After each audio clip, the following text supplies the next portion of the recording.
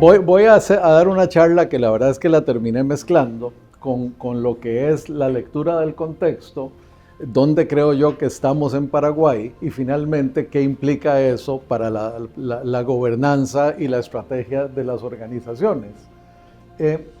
Tengo que empezar con las megatendencias que moldean el futuro. ¿Ustedes se acuerdan cuando John Naisbitt publicó el libro de Megatrends en 1988? Y desde entonces la verdad es que nos hemos dedicado bastante a tratar de entender el contexto y cómo esto puede incidir en los modelos de desarrollo y en las estrategias organizacionales. Y aquí déjenme empezar con un poquito de historia.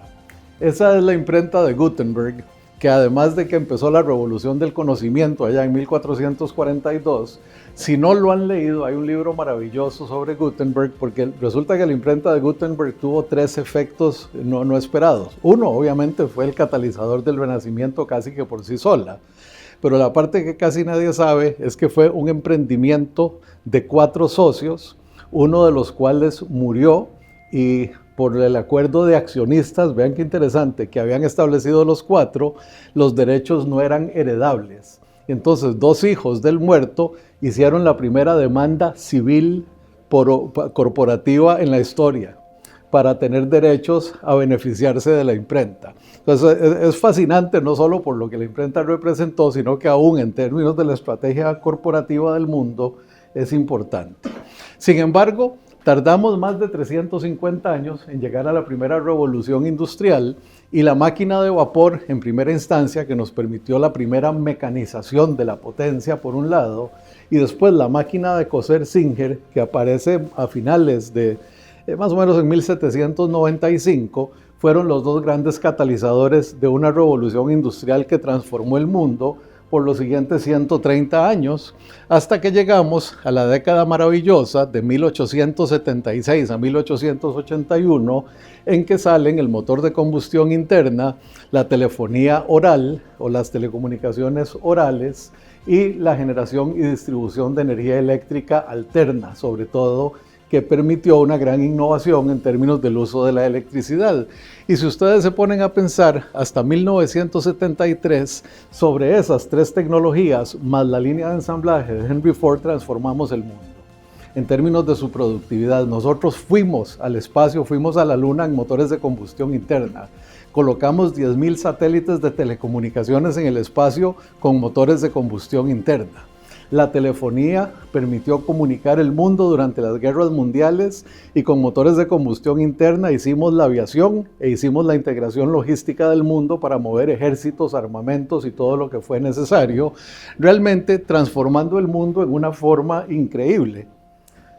En 1973, después de la primera gran crisis de petróleo que nos obligó a meter los frenos y que nos hizo repensar la globalización y la dependencia del petróleo, se viene una revolución un poquito diferente. Esta es impulsada por el microprocesador 8088 de Intel, que de un momento a otro nos permitió tener computación en una escala accesible para grandes cantidades de gente. Además, una que la gente no registra mucho, en 1971 al 73 Monsanto hizo el primer genoma de una semilla de trigo y empezó la revolución de la genética. Eso costó $115 millones de aquella época.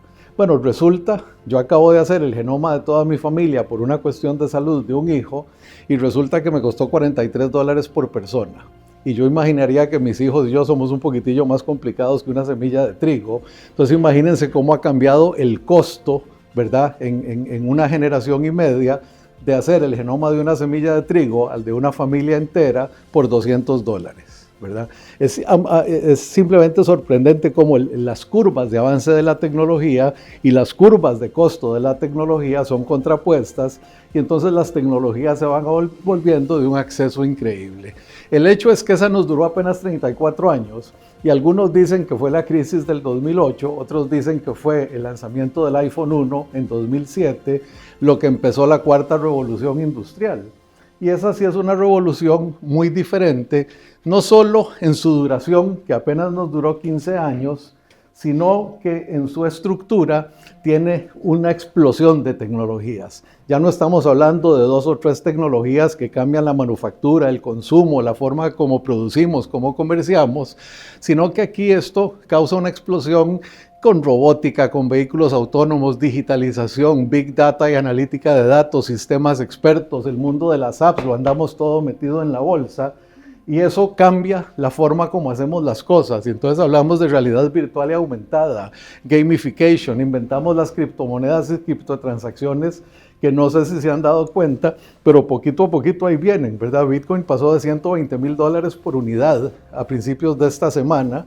No sé lo que eso significa en términos de sustitución, porque con 21 millones de monedas y fracciones de 40 dígitos es un poquito difícil imaginarse que vamos a manejar las transacciones del mundo, pero la desmaterialización del dinero y las transacciones es innegable. Tenemos el tema de blockchain para la seguridad, las finanzas descentralizadas en 1000 formas de hacer transacciones en línea, los non-fungible tokens que nos van a permitir tener un registro global de activos en la nube protegidos por blockchain. Los registros, los catastros y eso van a tender a la obsolescencia a una velocidad enorme, y todo esto termina en la inteligencia artificial generativa que el 10 de octubre de 2022 nos lo pusieron en el teléfono, y entonces algunos argumentamos que dio pie al inicio de la quinta revolución industrial y cómo eso lo va a cambiar todo.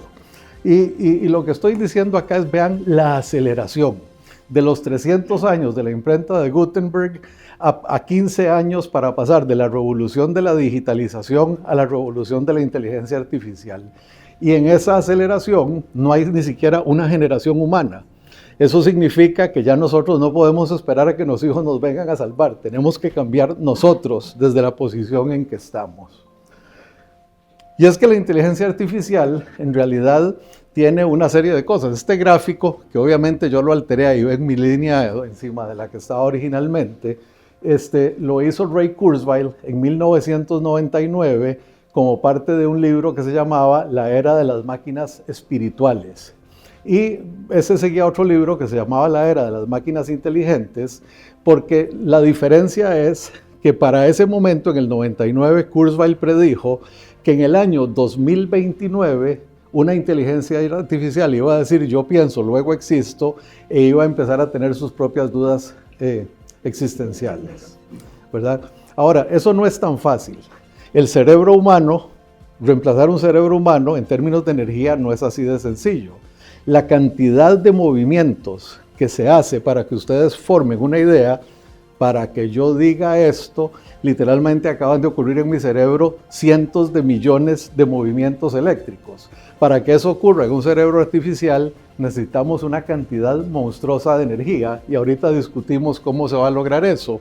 Pero el hecho es que la inteligencia artificial aparece como concepto en 1930, muy débil, y según Kurzweil, aquí en el 29 se va a dar la singularidad, que es literalmente cuando la máquina toma conciencia, o puede tomar conciencia, porque ya va a tener la capacidad de eso. Y la curva de él era esta que decía, ahí de la inteligencia, la potencia intelectual pasa de una que crece linealmente a una que va a crecer exponencialmente con un potenciamiento gigante. Imagínense ustedes si para tomar una decisión ustedes pudieran procesar 800,000 páginas por segundo. Bueno, hoy lo pueden hacer. Si hacen un buen prompt en ChatGPT, eso es lo que están haciendo. Están leyendo 800,000 páginas por segundo para respaldar sus decisiones. Entonces, la potencia que eso nos da, nos manda en esa curva. Y eso es sin la computación cuántica. Si a eso le metemos la computación cuántica, esa línea cambia en esa forma. La computación cuántica, el ejemplo más lindo que hay de esto es un experimento que hicieron en MIT. En MIT tienen una supercomputadora Cray, y entonces metieron un problema inventado por ellos al propio para que fuera de una complejidad enorme, y ustedes han visto cuando le sale a uno en la pantallita el circulito dando vueltas y dice esta transacción va a tomar 9 minutos. Bueno, en el Cray Computer salió y dijo esta transacción va a tomar 9 años. Y después lo metieron en la computadora cuántica experimental y lo resolvió en 36 segundos. Entonces, imagínense la potencia que esto le va a dar a la inteligencia artificial. Entonces, ¿será que de verdad vamos a llegar a la era de las máquinas espirituales? No sé, ¿verdad? Porque el gran limitante, dije hace un momento, es la energía. Ahora, si nos queremos empezar a asustar un poquito, no sé si vieron esta noticia de hace 3 días, cómo drones manejados exclusivamente con inteligencia artificial sin intervención humana del ejército de Ucrania tomó prisionero a un batallón entero del ejército ruso, porque los rodeó, los fue movilizando y de un momento a otro los rusos se rindieron y cuando se dieron cuenta se estaban rindiendo a máquinas, a robots, no a otro ejército. Y esto pasó esta semana a principios. Entonces, hagamos el lado bueno de esto. Imagínense qué maravilla tener robots que puedan cuidar la ciudad con cámaras, con inteligencia, con reconocimiento facial y con cuanta cosa se les ocurre para la seguridad personal y de los activos de todos nosotros. Pero imagínenselo en manos del Chapo Guzmán o de Pablo Escobar, que van a tener al robosicario, ¿verdad? Y todo lo que eso implica. Entonces, realmente, ¿y dónde es más posible que esto ocurra? En la milicia y en el crimen organizado, ¿verdad? Sin duda alguna. La tecnología tiene una curva de adopción donde empieza, siempre hay unos innovadores, ¿verdad? Que son los que invierten, la descubren, investigación y desarrollo y estabilizan en la base una tecnología.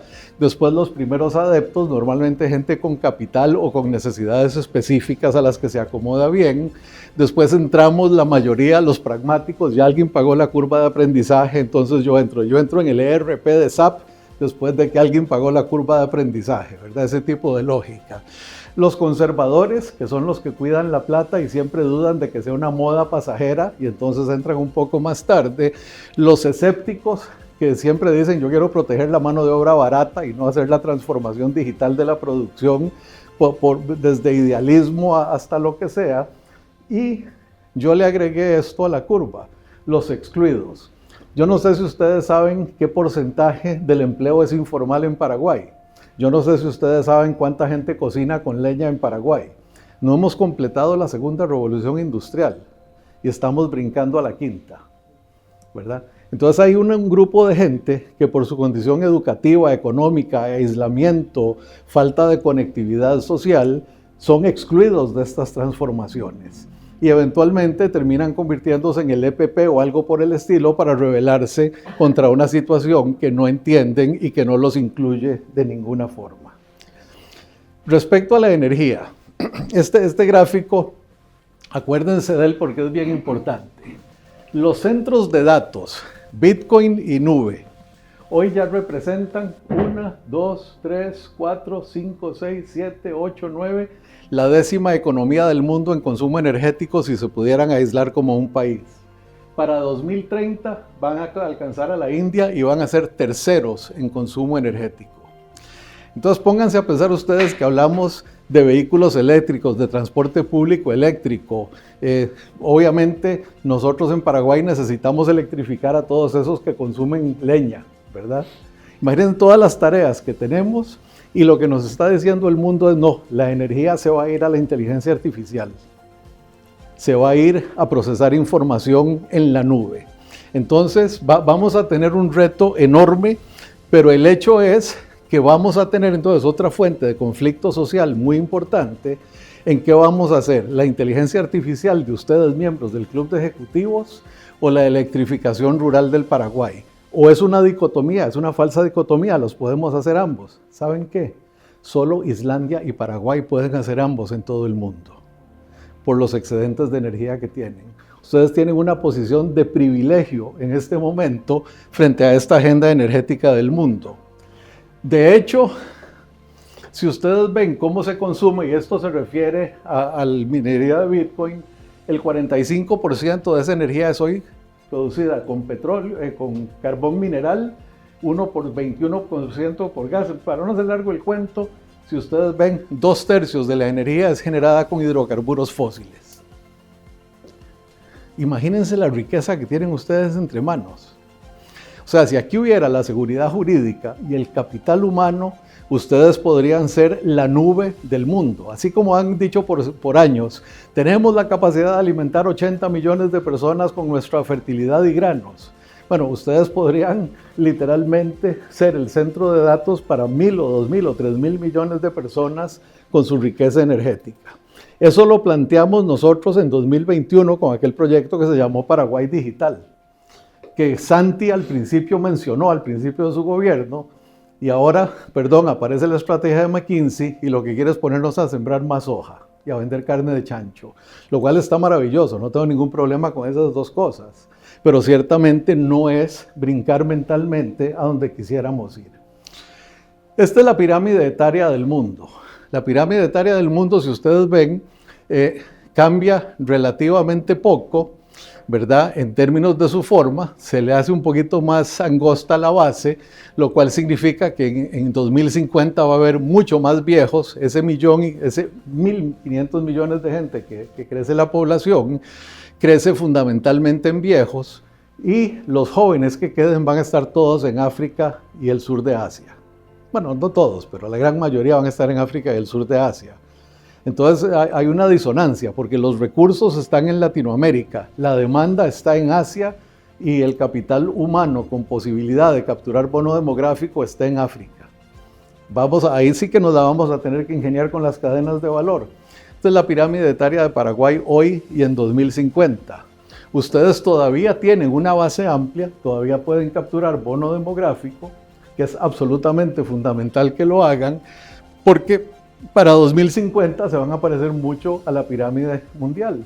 Y entonces esto para mí tiene un montón de implicaciones sobre el sistema educativo, sobre la productividad, porque cada paraguayo tiene que ser el doble de productivo porque hay menos gente produciendo, menos jóvenes entrando en la fuerza laboral y más viejos que necesitan apoyo y pensión. Y por supuesto, en un país donde la previsión social, las pensiones cubren al 23% de la población, imagínense el horror de envejecerse.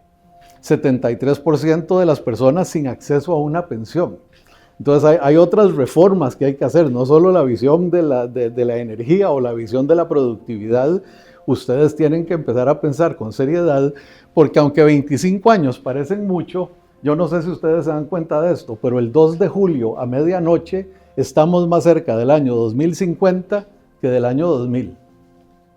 En términos actuariales y de pensiones, estamos a una generación de una enorme crisis en las pensiones, ¿ok?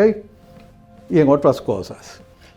Encima de todo esto, y aquí no voy a entrar en detalle, pero el mundo cambió cómo consume, cómo gestiona sus finanzas, cómo gestiona su salud, cómo gestiona su entretenimiento, dónde compra y por qué compra, si somos más consumo ético, más sensibles al ambiente.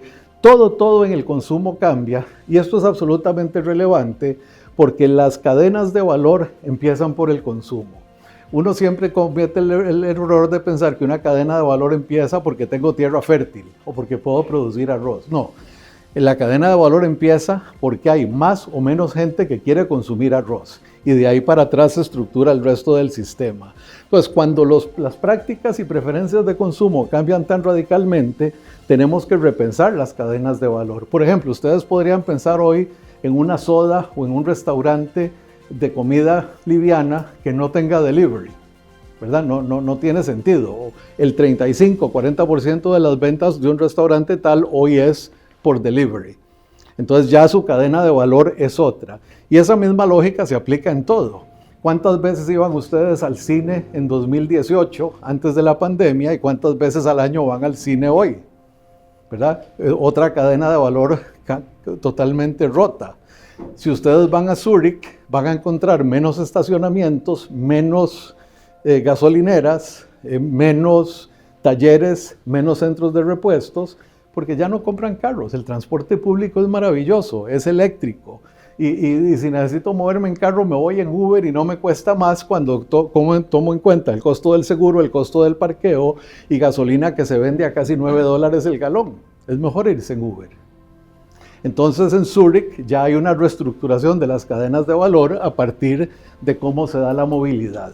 Y toda esa lógica se nos está viniendo encima y alterando las cadenas de valor.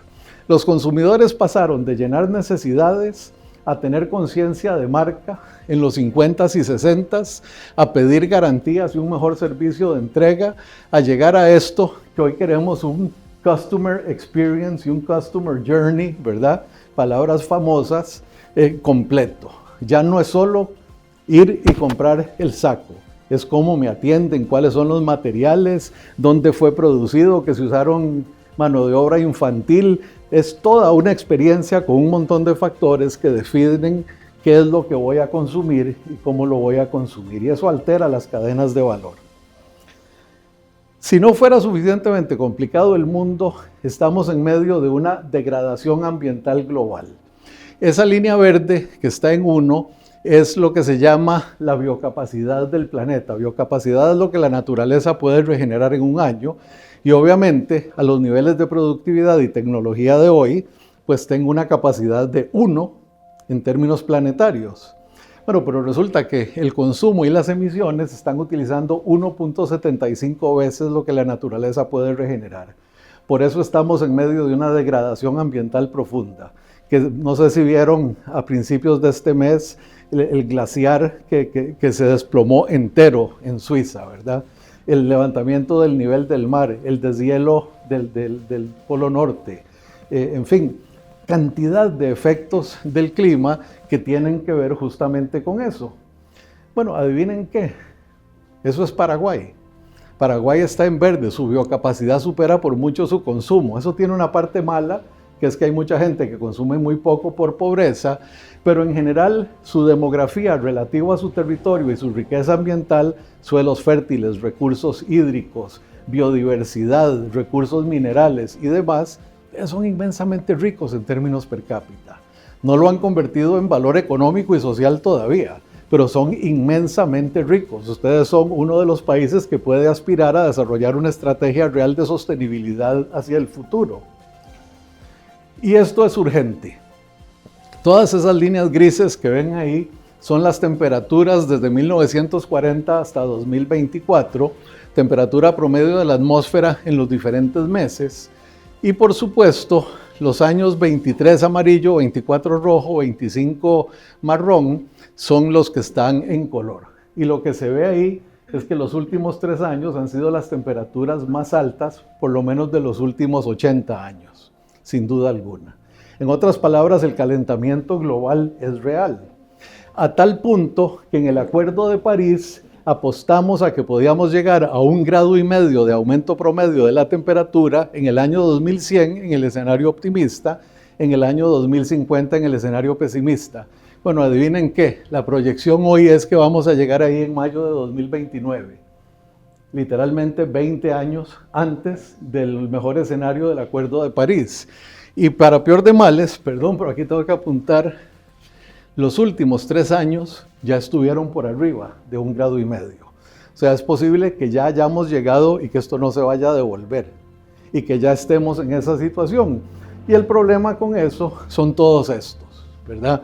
Destrucción de infraestructura, de viviendas, disrupción de la producción, pérdida de seguridad alimentaria, disrupción de cadenas de valor de servicio, aumento de la pobreza, y con ellos viene el hambre, la escasez de recursos y el desplazamiento y las grandes migraciones forzadas e involuntarias. En otras palabras, eso no les va a pasar a ustedes, o sea, eso les pasa a ustedes por pobreza y por inestabilidad social, pero no les pasa por escasez de recursos. Ahora lo que tenemos que hacer es convertir eso en una ventaja e inclusive pensar en que Paraguay sea un país de inmigración de capital humano selectivo para aprovechar esa riqueza y esa plataforma única. Además, estamos en un ambiente conflictivo, ¿verdad? La guerra de Ucrania, la guerra de Gaza, y si yo les preguntara cuál ha sido la guerra más violenta del siglo XXI, ¿cuál sería la respuesta? ¿Irán, Afganistán, Irak? No, es la guerra contra las drogas en México. 470,000 muertos en el siglo XXI sin que haya una guerra declarada en el país. Y eso es posiblemente la complicación más grande que tenemos los latinoamericanos hoy. La incidencia del crimen organizado en nuestros sistemas políticos, en nuestros sistemas jurídicos, en nuestro estilo de vida, en nuestras comunidades marginales, que ha llevado a una guerra mucho más violenta que esto. Vean qué horror, esa guerra es violentísima en cuanto a la destrucción de infraestructura. En cuanto a pérdida de vidas humanas, no es ni el 10% todavía de las muertes en México en lo que va del siglo, por la guerra contra las drogas. Y por supuesto, todo esto ocurre simultáneamente con esa maravillosa integración logística del mundo. Hoy cuando uno baja a desayunar en el Hotel Sheraton le ponen A mí me hace mucha gracia, estoy en Paraguay, en el país de la riqueza natural, y me ponen unas capsulitas de mantequilla neozelandesa. ¿Verdad? A alguien se le ocurre que hay que ir a Nueva Zelanda a comprar mantequilla. Y la logística se ha integrado tantísimo, hablábamos ahorita con un grupo, que el costo unitario de un producto internacional no vale nada.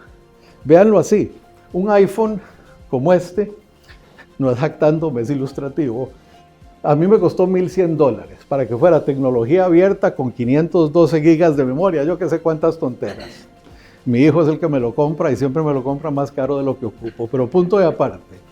El hecho es que supongamos, para que la aritmética es sencilla, que cuesta $1,000. Un contenedor de 20 pies acarrea 360,000 iPhones. Y llevarlo de Shanghai a Long Beach y a Panamá, literalmente cuesta $4,000. Dividan 360,000 entre 4,000, perdón, al revés, 4,000 entre 360,000, y es $0.00009 lo que hay de logística internacional en el precio de $1,000. O sea, no llega ni a un centavo el precio de logística internacional de un iPhone.